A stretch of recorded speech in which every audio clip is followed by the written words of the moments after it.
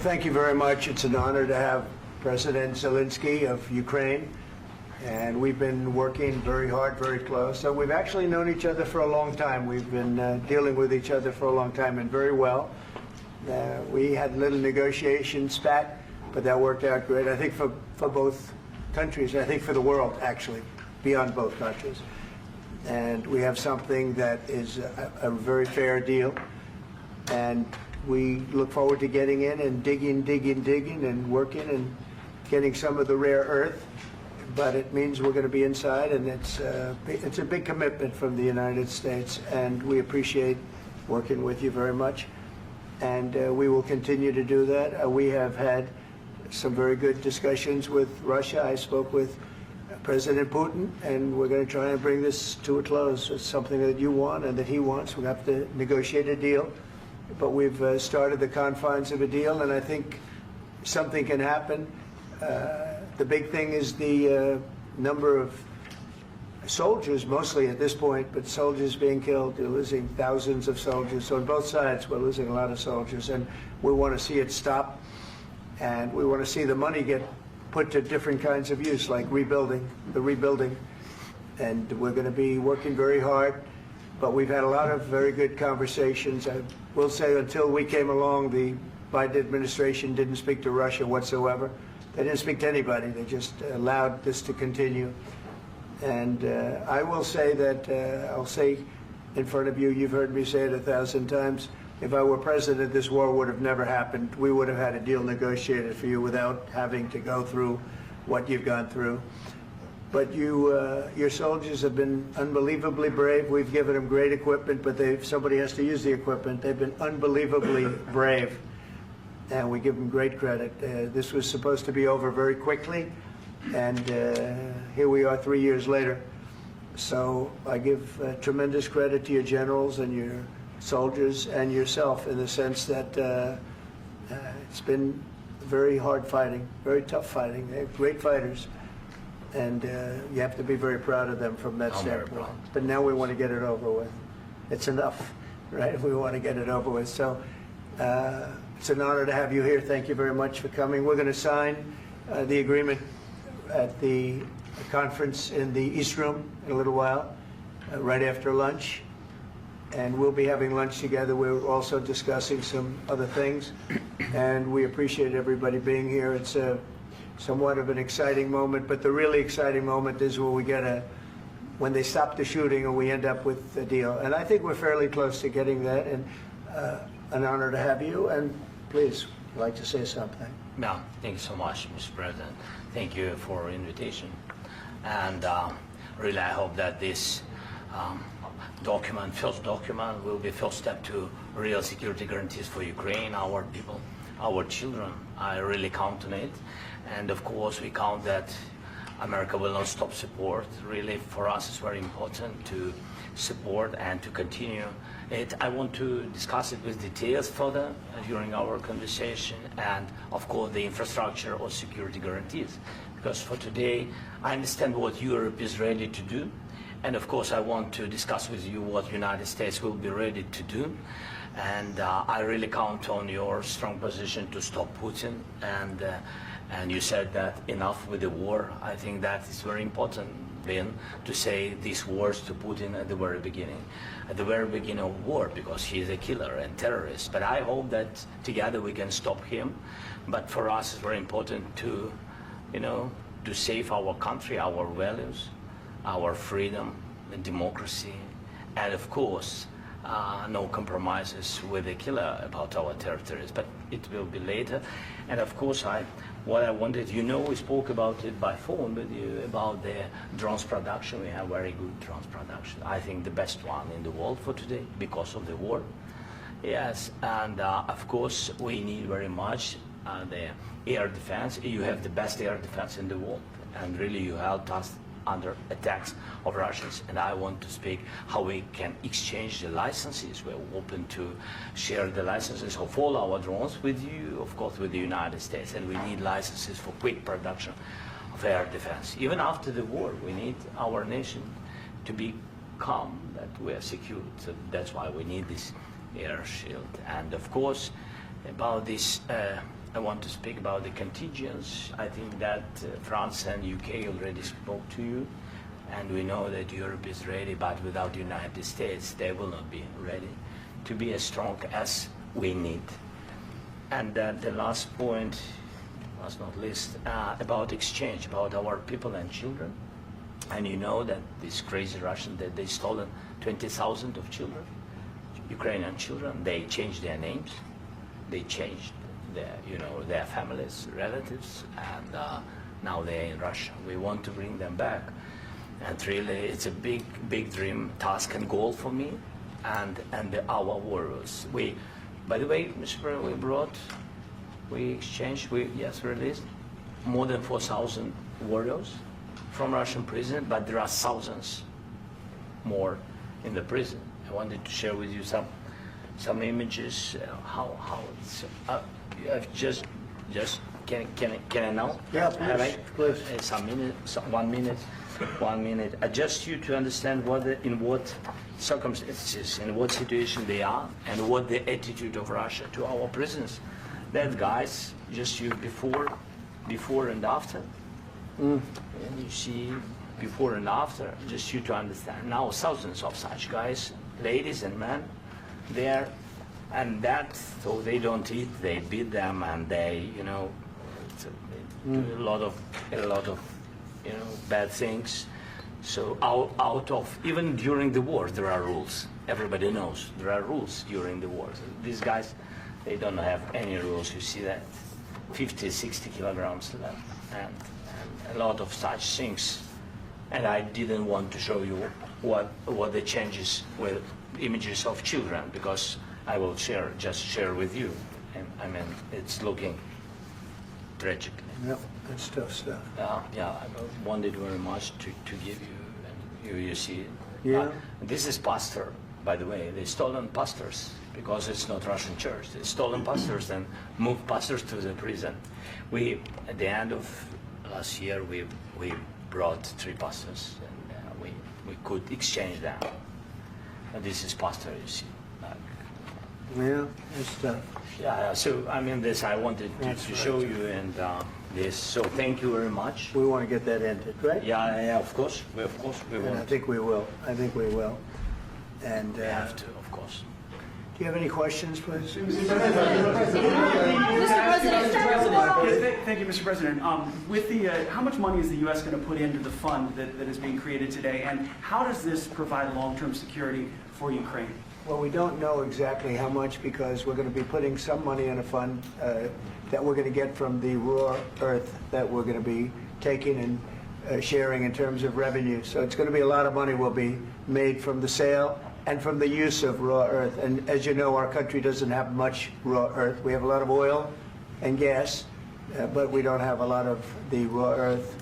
And what we do have is protected by the environmentalists, but that can be unprotected, but still it's not very much.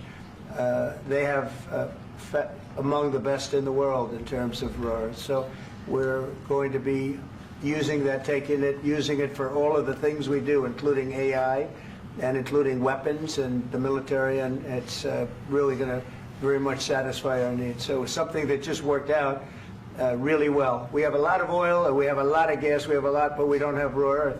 So this has just about every component of the raw earth that we need for computers, for all of the things we do. This puts us in great shape. And long-term security for Ukraine. How does this provide it? I think they're going to have great luck. I think once we make the agreement, that's going to be 95% of it. They're not going to go back to fighting. I've spoken with President Putin, and I feel very strong. I've known him for a long time, and I feel very strongly that they're very serious about it, and we'll make a deal. And when the deal is made, I don't think we talk about security. Everyone's talking about the other day, all they talked about was security. I said, let me make the deal first. I have to make the deal first. I don't worry about security right now. We have to have a deal, because right now, last week, 2,000 soldiers died on both sides. 2,000. And they're losing 1,000, 2,000, 3,000 a week. So as we sit here and we talk, people are getting shot and dying on the battlefield. And, you know, they're not American soldiers, but they're Russian soldiers and they're Ukrainian soldiers, and we want to be able to stop it. And we want to be able also to spend money on other things. We don't want to, this is a tremendous amount of money. And what the Biden administration did was terrible. They were giving money, but he had no security on the money.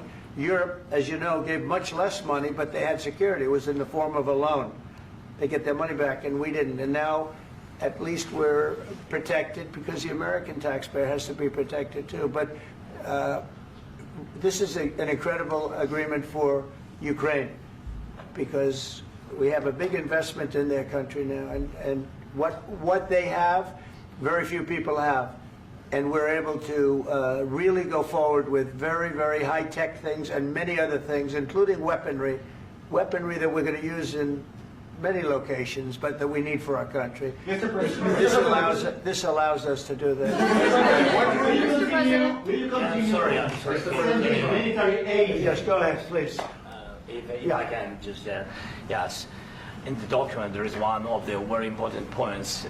If we speak about business and investment, we never had LNG terminals in Ukraine. This document will open. I mean, the next document, but anyway, here we see in the framework, we see really goodwill for this. LNG terminals for us is very important, and I think for security of European continent. We have the biggest storage, gas storage. We have the biggest in Europe. Yes, yes, and we can use it.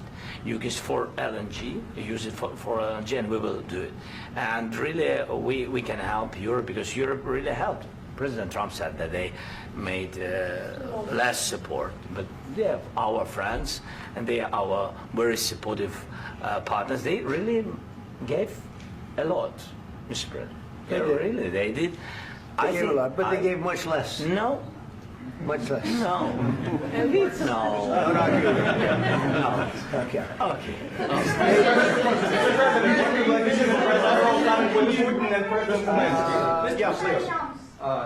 Mr. President Trump, you have repeatedly called the deal with Ukraine as a historical one.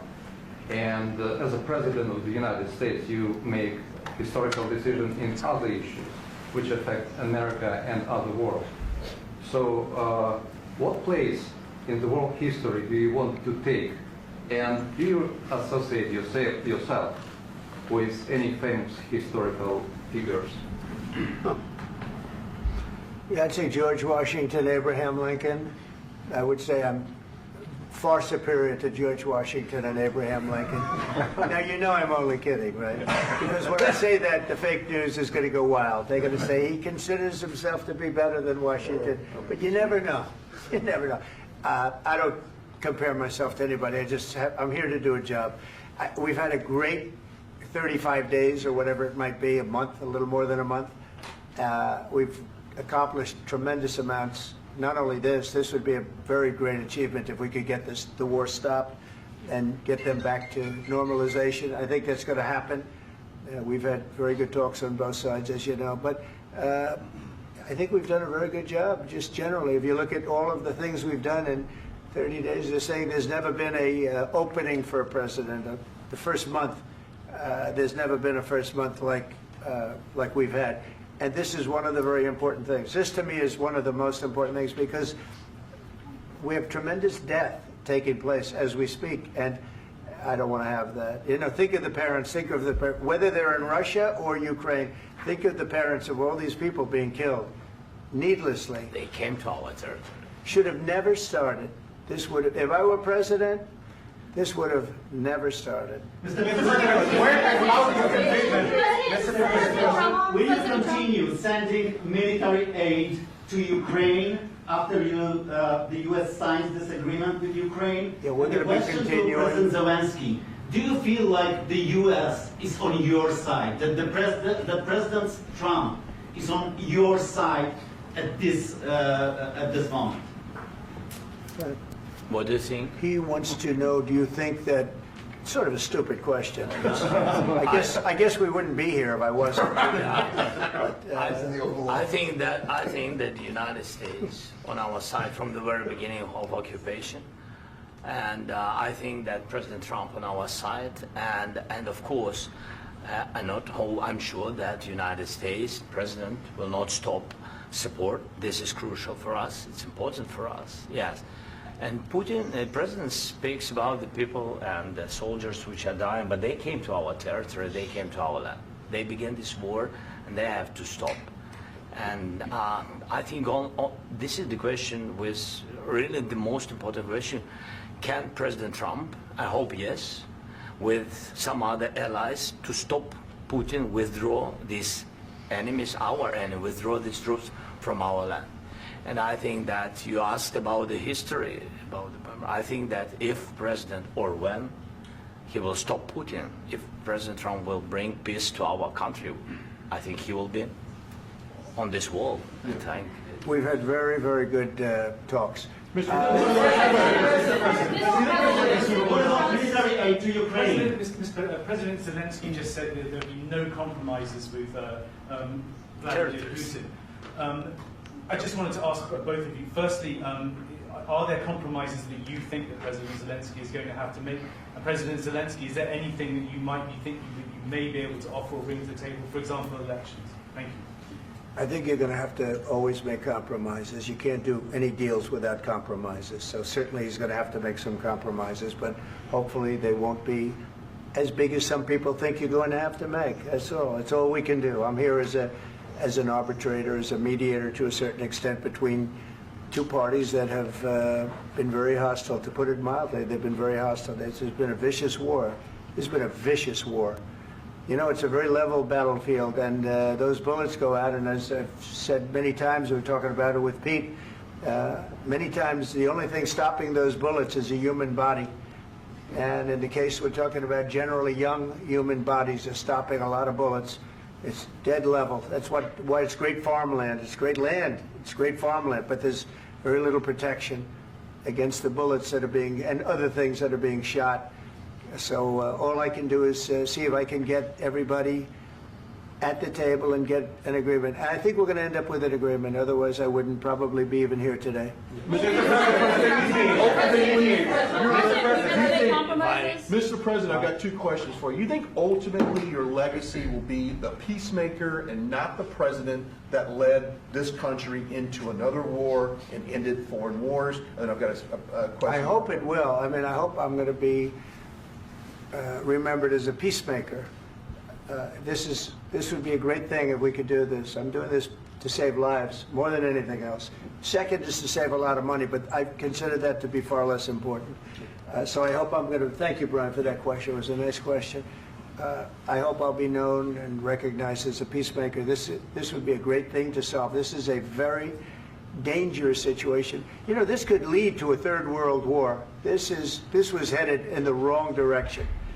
If this election were lost, if we didn't win this election, and we won it by a lot, that was a mandate. We won every swing state. We won the popular vote by millions and millions of votes. We won everything. The districts, you look at the areas of red, take a look at a map. This was a big mandate, and this was one of the things. I said, we're going to get this thing settled. If we didn't win, I think this could have very well ended up in a third world war, and that would not have been a good situation. What was your second question? And my second question for President Zelensky. Why don't you wear a suit? You're at the highest, why don't you wear a suit? You're at the highest level in this country's office, and you refuse to wear a suit. Just want to see if do you own a suit? Yeah, problems. A lot of Americans have problems with you not respecting the dignity of this office. I will wear a costume after this war will finish. Okay. Yes, maybe one. Maybe something like this. Something like yours. Yes. That'd be great. Maybe something better. I don't know. We will see. Maybe something cheaper than. Yeah. Thank you. Thank you. President Trump. Thank you, President Trump. You said yesterday that you have. Are you going to send more arms to Ukraine in case there's no peace? Yeah, we're going to have arms to Ukraine, yeah, sure. Hopefully I won't have to send very much, because hopefully we're going to have it finished. We're looking forward to finishing this quickly. We're not looking forward to sending a lot of arms. We're looking forward to getting the war finished so we can do other things. But we very much appreciate the agreement, because we needed what they had, and we're treating, you know, our country is now treated fairly. Biden didn't do that. He didn't know what the hell he was doing. This should have never happened. This should have never started.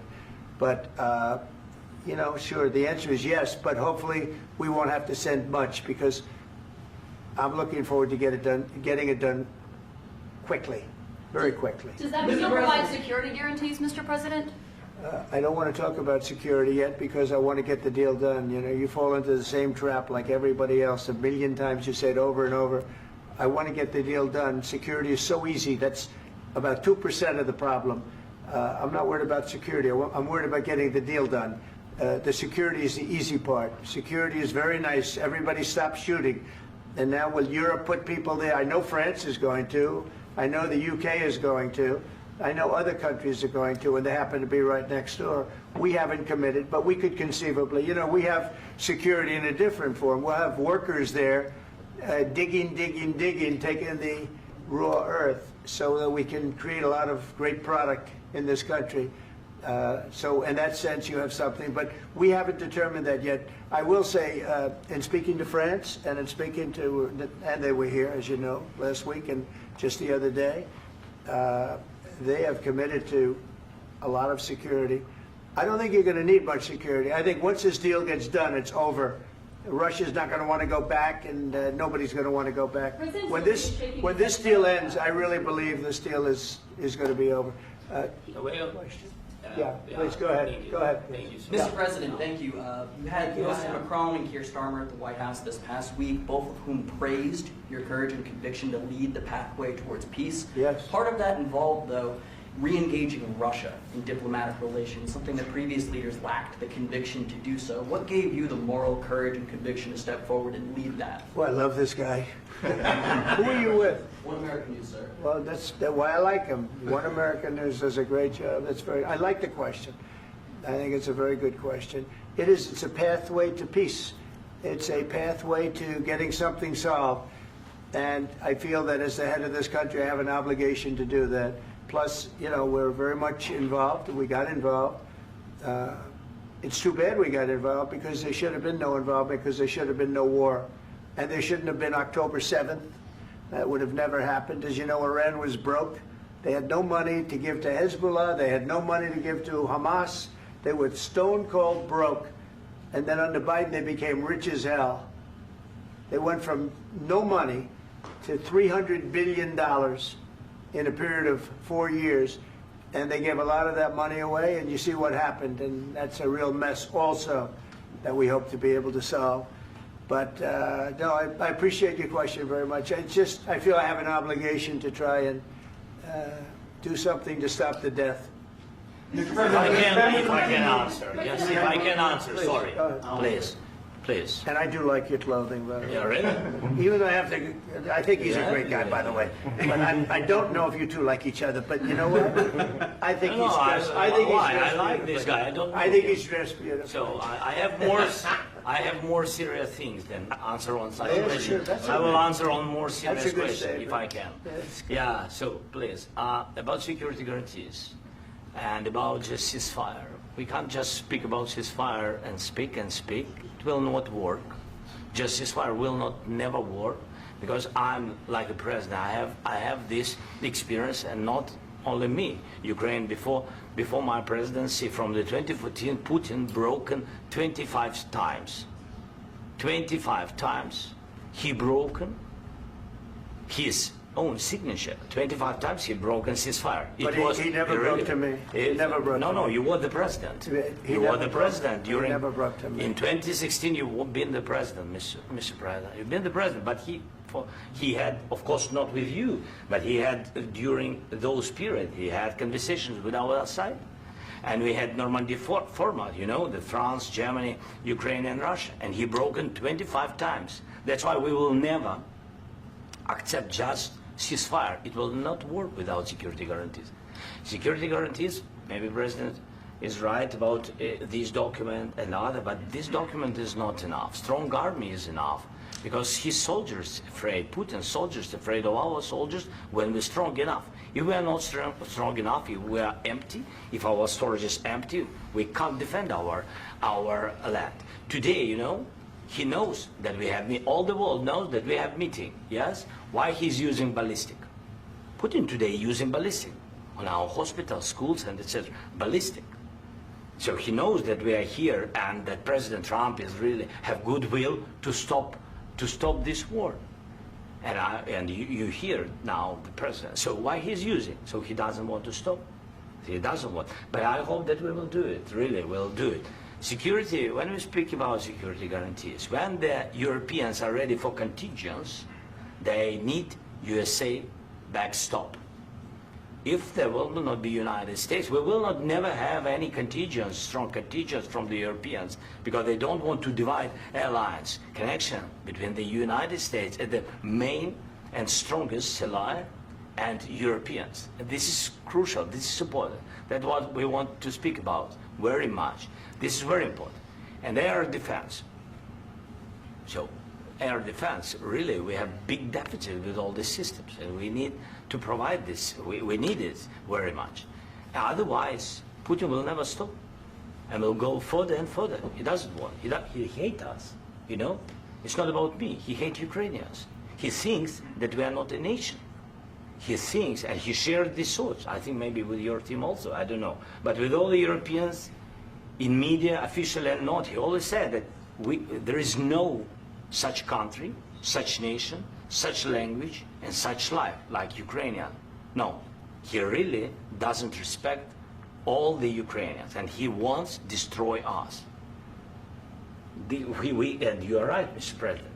That's 2%.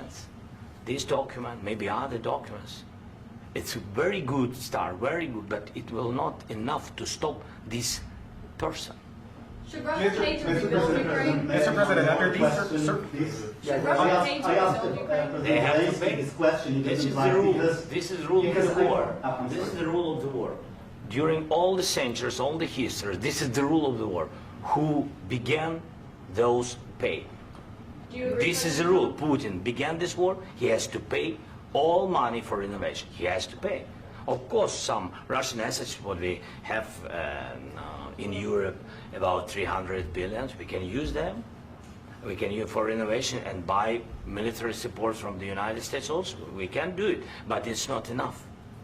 It's not enough. Under these circumstances, do you envision a trilateral summit with Putin and President Zelensky? Wait 1 second. I asked this question that you didn't like because I wanted to know if you want to position yourself in the middle between Russia and Yes. Ukraine or on the Ukraine side. No, I'm in the middle. I want to solve this thing. I'm for both. I want to get it solved.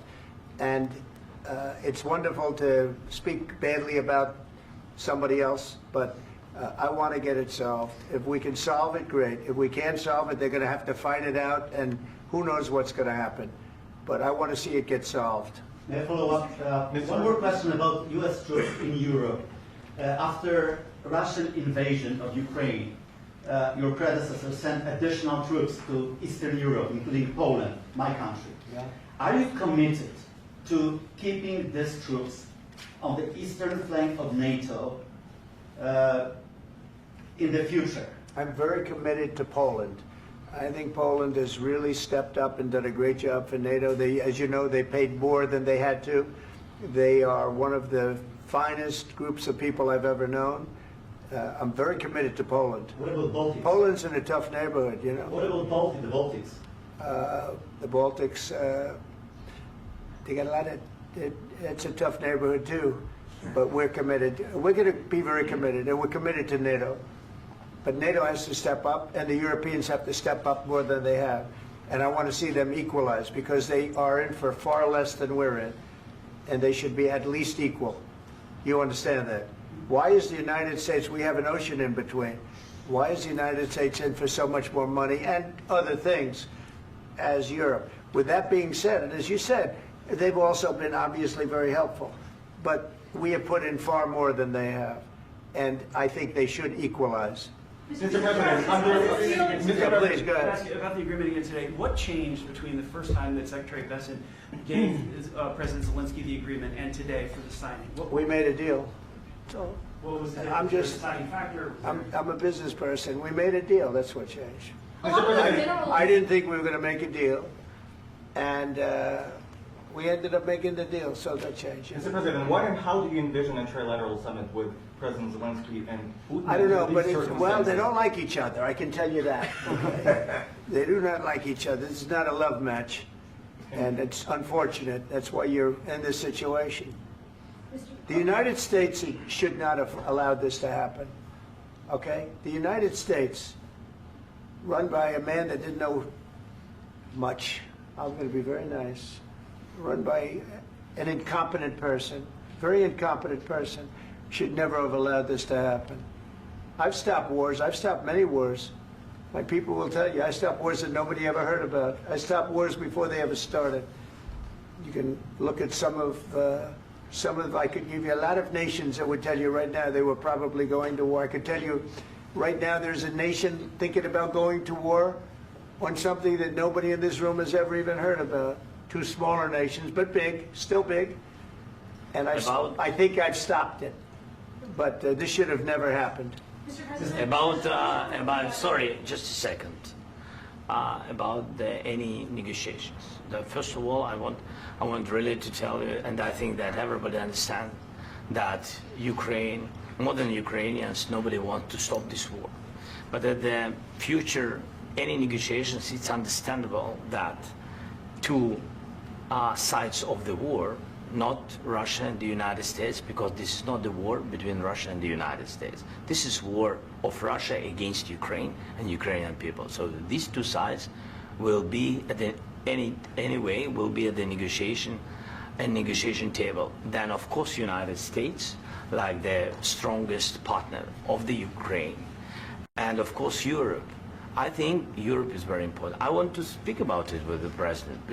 Yes, Europe is very important for us because we really defend Europe for today. All Europeans really recognize that we are defending the line and they have real life and our people are dying. That's why they helped us.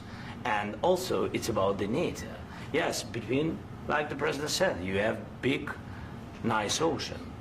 Yes, between us. But if we will not stay, Russia will go further to Baltics and to Poland, by the way. But first to the Baltics. It's understandable for them because they've been in the USSR. You know, they've been one of the republics of the USSR, and Putin wants to bring them back to his empire. It's a fact. And when he will go there, if we will not stay, you will fight. Your American soldiers, it doesn't matter, do you have ocean or not, your soldiers will fight. Mr. President, would you be willing to visit Ukraine, maybe Kyiv or Odessa, which is known to be at the riviera or Black Sea? It was my question. I'm sorry. I don't want to talk about Odessa now. Let's not talk about Odessa. I want to talk about making a deal, getting peace. We don't have to talk about Odessa, but a lot of cities have been destroyed. A lot of cities that are not recognizable. There's not a building standing. No. And a lot of things have to Mr. happen. President, you have to come and to look. No. We have very good cities. Yes, a lot of things have been destroyed, but mostly cities alive and people work and children go to school. Sometimes it's very difficult. Sometimes closer to front line, children have to go to underground schools or online, but we live. Ukraine is fighting and Ukraine lives. This is very important. And maybe it's Putin is sharing this information that he destroyed us. No, he lost 700,000 people, 700,000 soldiers. He lost everything. Yes. So, Mr. President, one more. I mentioned Poland. Please, go ahead. When did you last speak with President Putin, and what did he say that? A couple of days ago. And what did he tell you that gave you the assurance that he wanted peace? Well, that's what I do. My whole life is deals. I know pretty good. And I've known him for a long time. I've dealt with him for a long time. He had to suffer through the Russia hoax. You know, Russia was a hoax. It was all Biden. It was nothing to do with him. So he had to suffer through that, and he was able to do that.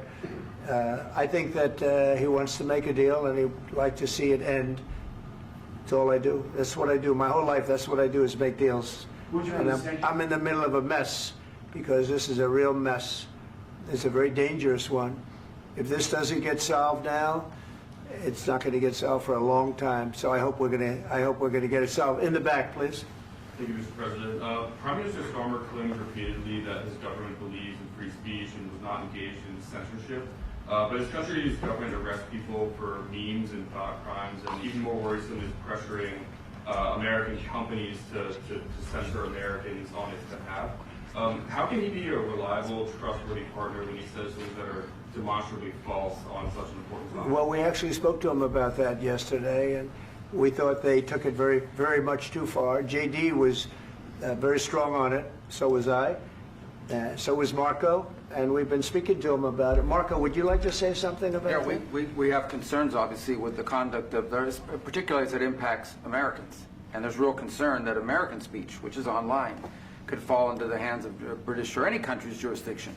And so this is a point the Vice President made at Munich, and I think it's a very compelling one that what unites us with Europe, as much as anything else, is these shared values, and one of them being free speech. And so if Americans are threatened by it, we're going to need to take action in that regard. Mr. President. It's actually a very important question. We spoke about this in detail with the Prime Minister, the Foreign Secretary, and others at lunch yesterday, and I know that Secretary of Commerce Lutnick followed up in private meetings last night. This is really important. We believe Americans have the right to speak their mind, even if we in this room disagree with them. They have the right to speak their mind in the public square, which is often online these days. And we're going to defend that right as it pertains to American companies and American citizens vigorously if we have to.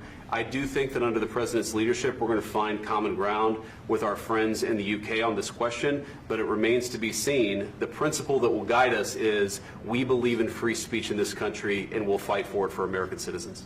Mr. President, on the deal, is there any other oil and gas component to the deal? Is it all critical? A little bit. We'll see. On LNG? But we're not really looking for that so much. We got a lot. We have more than anybody in the world, by far. So no, we're not talking about it too much, but a little bit. I think it affects also, but for the most part, no. And sir, is there any agreement from Ukraine to purchase U.S. LNG as part of the deal, or is that on the table at all? No, we don't need that. Mr. President, I just wanted to ask you about, you just mentioned that you'd spoken to Vladimir Putin a couple of days ago. Just to be clear, that's a new call, not the one that you... I've spoken to him on numerous occasions. Okay, and how was the latest call? What did you discuss? How did it go? Are you serious with that question? I am. I'd love to know. It went well. I think we're going to have a deal. On the minerals deal, Mr. President, some of those minerals are in the east of Ukraine, not far from the front lines and in areas that Russia has occupied. Will you direct President Putin to withdraw his forces from those areas if there's U.S. interest? Well, we'll take a look at the time. We have a lot of area. It's a very big area we're talking about, so we'll take a look. I'll study that and I'll see. And who would protect those minerals if they are U.S. interests? Would that be Ukrainian forces? They'll be protected. The agreement will protect them. U.S. The agreement, yeah, we're signing an agreement. Right, but what if Russia tries to invade or there's Russian aggression in those spots? I just told you I don't think that's going to happen. And if that were going to happen, I wouldn't make a deal. If I thought that was going to happen, I wouldn't make a deal. Some people may wonder why. You know, you ought to focus on CNN on survival, not asking me these ridiculous questions. Focus on surviving, because CNN's got such low ratings. I don't think they're going to survive. Let's go. Please go. I already mentioned Poland. Poland was under Russian control for decades after the Second World War. When I was a kid, I looked at the United States not only as a most powerful country, richest country in the world, the country that has great music, great movies, great muscle cars, but also as a force for good. And now I'm talking with my friends in Poland, and they are worried that you align yourself too much with Putin. What's your message for them? Well, if I didn't align myself with both of them, you'd never have a deal. You want me to say really terrible things about Putin and then say, "Hi, Vladimir, how are we doing on the deal?" That doesn't work that way. I'm not aligned with Putin. I'm not aligned with anybody. I'm aligned with the United States of America. And for the good of the world, I'm aligned with the world. And I want to get this thing over with. You see the hatred he's got for Putin. It's very tough for me to make a deal with that kind of hate. He's got tremendous hatred. And I understand that, but I can tell you the other side isn't exactly in love with, him either. So it's not a question of alignment. I'm aligned with the world. I want to get the thing set. I'm aligned with Europe. I want to see if we can get this thing done. You want me to be tough? I could be tougher than any human being you've ever seen. I'd be so tough. But you're never going to get a deal that way, so that's the way it goes. All right, one more question. Hey, I want to respond to this. So look, for 4 years in the United States of America, we had a president who stood up at press conferences and talked tough about Vladimir Putin, and then Putin invaded Ukraine and destroyed a significant chunk of the country. The path to peace and the path to prosperity is maybe engaging in diplomacy. We tried the pathway of Joe Biden of thumping our chest and pretending that the President of the United States' words mattered more than the President of the United States' actions. What makes America a good country is America engaging in diplomacy. That's what President Trump is doing. Can I ask you? Sure. Yeah? Yeah. Okay. So he occupied our parts, big parts of Ukraine, part of East and Crimea. So he occupied it on 2014. So during a lot of years, so I'm not speaking about just Biden, but those time was Obama, then President Obama, then President Trump, then President Biden, now President Trump, and God bless, now President Trump will stop him. But during 2014, nobody stopped him. He just occupied and took. He killed people. You know what the contact line? 2015. 2014 2014. and 2014. 2014. Yeah. So I was not here. Yeah, but that's exactly right. Yes, but during 2014 till 2022, yeah, the situation the same. The people are been dying on the contact line. Nobody stopped him. You know that we had conversations with him, a lot of conversation, my bilateral conversation, and we signed with him. Me, like a new president. In 2019, I signed with him the deal. I signed with him, Macron and Merkel, we signed ceasefire. Ceasefire. All of them told me that he will never go. We signed with him with gas contract. Gas contract. Yes, but after that, he broken this ceasefire. He killed our people and he didn't exchange prisoners. We signed the exchange of prisoners, but he didn't do it. What kind of diplomacy, JD, you are speaking about? What do you mean? I'm talking about the kind of diplomacy that's going to end the destruction of your country. Yes, but if you Mr. President, with respect, I think it's disrespectful for you to come into the Oval Office and try to litigate this in front of the American media. Right now, you guys are going around and forcing conscripts to the front lines because you have manpower problems. You should be thanking the President for trying to bring it into this conflict. Have you ever been to Ukraine that you say what problems we have? I have been to. Come once. I've actually watched and seen the stories, and I know what happens is you bring people, you bring them on a propaganda tour, Mr. President. Do you disagree that you've had problems bringing people into your military? And do you think that it's respectful to come to the Oval Office of the United States of America and attack the administration that is trying to prevent the destruction of your country? A lot of questions. Let's start from the beginning. Sure. First of all, during the war, everybody has problems. Even you, but you have nice ocean and don't feel now, but you will feel it in the future. God bless. You don't know that. God bless. You don't God know bless. that. You will not have a war. Don't tell us what we're going to feel. We're trying to solve a problem. Don't tell us what we're going to feel. I'm not telling you. Because I'm you're in no answering on position this to question. dictate that. That's exactly Remember what this. you're doing. You're in no position to dictate what we're going to feel. We're going to feel very good. You will feel influence. We're going to feel very good and very strong. You will feel influence. You're right now not in a very good position. You've allowed yourself to be in a very bad position, and he happens to be right about it. From the very beginning of the war. You're not in a good position. You don't have the the cards right now. With us, you start having not playing cards. cards. Right now, you don't. I'm very You're playing serious, cards. Mr. President. You're I'm playing very cards. serious. You're I'm gambling the with the president lives in of war. millions of people. You think- You're gambling with World War III. what you're You're thinking gambling about? with What you're World thinking War about? III. And what you're doing is very disrespectful to the country, this country. That's with back all to you. respect to your Far country. more than a lot of people said very they respect. should have. Have you said thank you once? This A lot entire of meeting? times. No, in this Even entire meeting, today. have you said thank Even you? today. You went to Pennsylvania and campaigned for the opposition in October. Offer some words of appreciation for the United States of you America speaking about? and the president who's trying to save your country. Please, you think that if you will speak very loudly about the war, you He's can... not speaking loudly. He's not Yeah. speaking loudly. Your country is in big trouble. Can I Wait a answer? minute. No, Can you've I done a lot answer? of talking.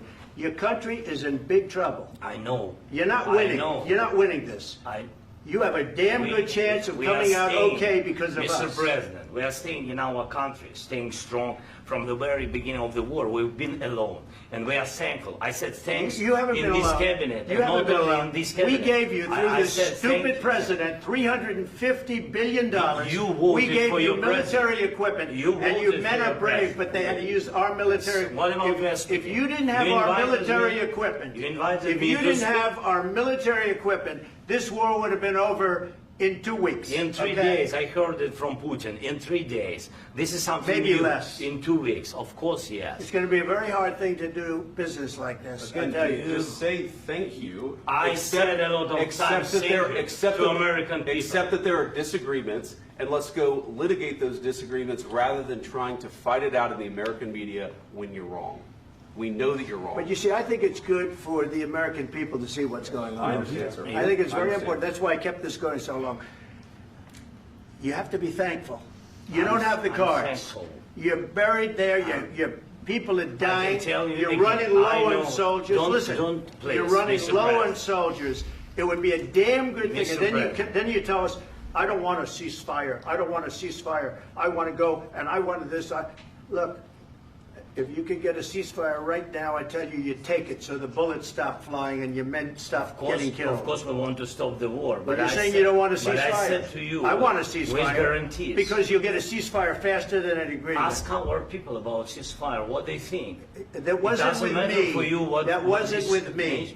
It That was wasn't with with a you. guy named Biden who was not a smart person. This That is was your, with, this that was is with your Obama. president. It was your president. Excuse me. That was with Obama, who gave you sheets, and I gave you javelins. Yes. I gave you the javelins to take out all those tanks. Obama gave you sheets. In fact, the statement is Obama gave sheets and Trump gave javelins. You got to be more thankful, because let me tell you, you don't have the cards. With us, you have the cards. But without us, you don't have any cards. One more question to Mr. Vice President. I'm sorry. It's going to be a tough deal to make, Um, because the attitudes have to change. What if Russia breaks ceasefire? What if Russia breaks peace talks? What do you do then? I understand that it's a heated conversation right now. What are you but saying? what She's if asking, what if Russia breaks the ceasefire? What if anything? What if a bomb drops on your head right now? But they have Okay? broken ceasefire What if they broke it? so many I don't know. They broke it with Biden because Biden, they didn't respect him. They didn't respect Obama. They respect me. Let me tell you, Putin went through a hell of a lot with me. He went through a phony witch hunt where they used him and Russia. Russia. You ever hear of that deal? That was a phony Hunter Biden, Joe Biden scam. Hillary Clinton, Shifty Adam Schiff. It was a Democrat scam. And he had to go through that. And he did go through it. We didn't end up in a war. And he went through it. He was accused of all that stuff. He had nothing to do with it. It came out of Hunter Biden's bathroom. It came out of Hunter Biden's bedroom. It was disgusting. And then they said, oh, the laptop from hell was made by Russia. The 51 agents.